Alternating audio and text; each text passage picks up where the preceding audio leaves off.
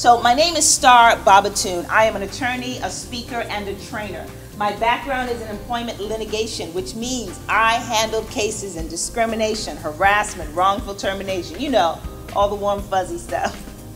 I transitioned into being a diversity counselor where I counsel Fortune 500 companies to grow their diversity and maintain their diversity while staying on the right side of the law. Here's what I really do. I remind us grown folks of the things we learned in preschool. And you help me out if you remember what they were. Keep your hands what? To yourself. And if you can't say anything nice? Don't say anything at all.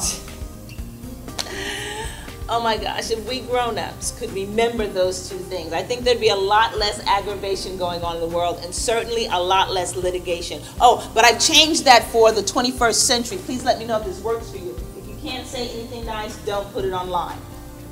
Yeah, does that work?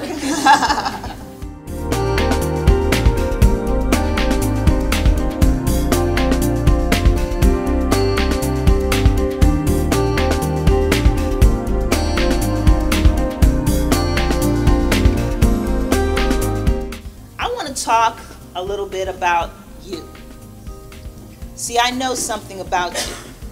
Now, I've never met any of you before you walked into this room, but I know something about you. I know that you are caring and conscientious people. I know that because you are in HR. Now, some of you are saying I didn't ask to be in HR. This was not my first choice, but it doesn't matter.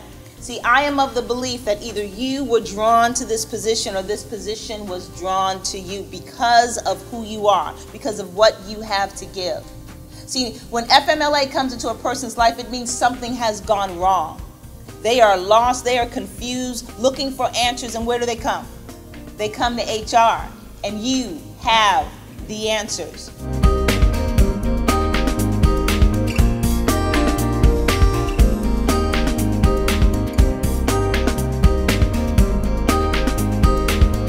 When I was a new attorney and I just started working at the law firm, I was told there were 3 things I had to do each and every time. The first thing I had to do was read the rule. The second step was to read the rule. Now you've done that, haven't you? Haven't you done that, Linda, where you've read the rule, you go back, you read it again, it's like a whole different thing? Well, they knew that was going to happen, so I was required to read the rule a second time. All right, so I've read it once, I've read it twice, I've got a pretty good understanding of the rule. I can finally move on to the third step, and the third step was to read the rule.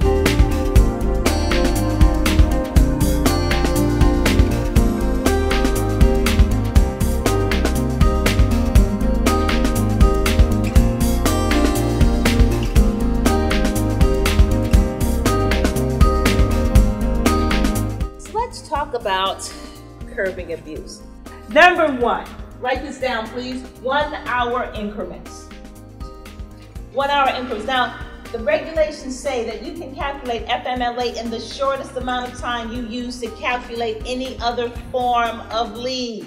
So, if you calculate your sick time in 15-minute increments, you can calculate FMLA in what? 15-minute increments. Now, let us say that you calculate your sick and vacation time in 1 hour increments. You can calculate FMLA in what? 1 hour increments, absolutely. Now, let us say that you calculate your sick and vacation time in half-day increments.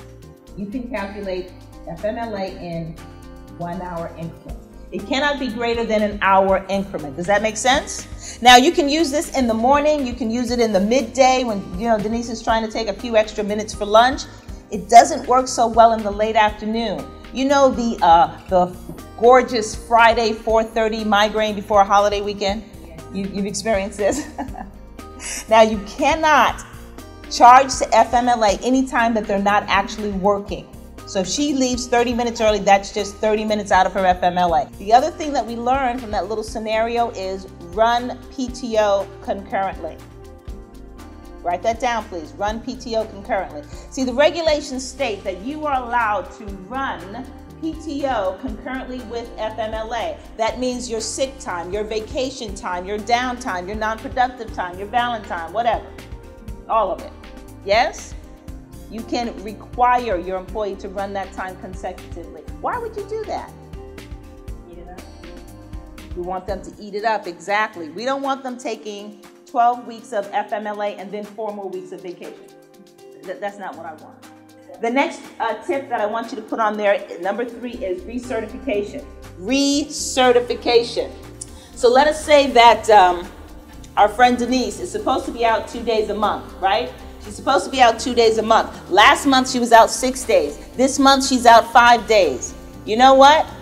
I need recertification.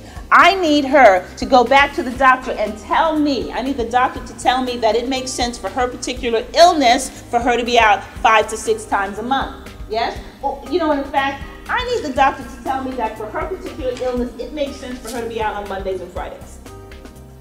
That her son's asthma only comes up, you know, days after Cowboy games. I just need the doctor to tell me that this makes sense. That's all I'm saying. Yes? So, are those 3 tips helpful? Is that good for you? Helpful? You think that will help you deal with FMLA abuse? Excellent.